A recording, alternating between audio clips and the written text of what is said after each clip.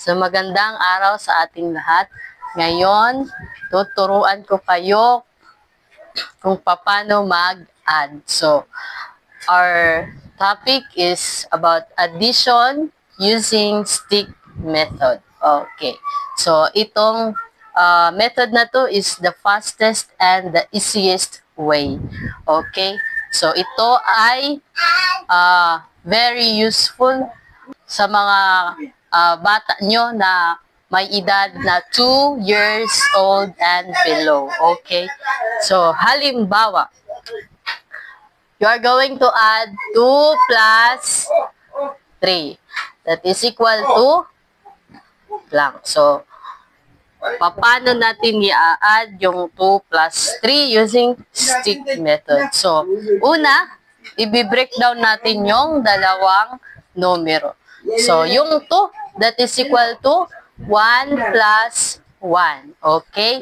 And yung 3, that is equal to 1 plus 1 plus 1. Okay? So, ngayon, naka-breakdown na siya.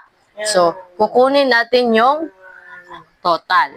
So, i-add natin. So, that is 1 plus 1 is 2 plus 1 plus 1 is 2 also. And plus, bring down 1. Okay, so we have 2 plus 2 plus 1. So, ngayon, hindi pa natin alam kung ano yung sagot. So, i-breakdown natin ulit yung 2 plus 2 plus 1. So, yung 2, that is equal to 1 plus 1. And another 2 is just equal to 1 plus 1 also. Then, 1. The next, kukunin ulit natin yung total. So, i-add natin. 1 plus 1 plus 1 is 3. Plus, we have 1 plus 1 is 2. So, ngayon, meron na tayong 3 plus 2. So, 3 plus 2 is equal to, ilan ulit? So, wala pa. So, ngayon, meron na ulit tayong 3 plus 2. So, i-breakdown ulit natin yung 3 plus 2. So, we have, yung 3 is just equal to 1 plus 1 plus 1. And yung 2 is equal to 1 plus 1. Then, next. So, ngayon, i-add ulit natin. So, that is 1 plus 1 is 2 plus 1 plus 1 is 2. Plus, bring down 1. Okay? So, ito yung last natin, di ba? So, bumalik ulit dito sa first step natin. So, dyan na tayo hihinto kasi bumalik na siya ulit. Where's my eraser? Okay.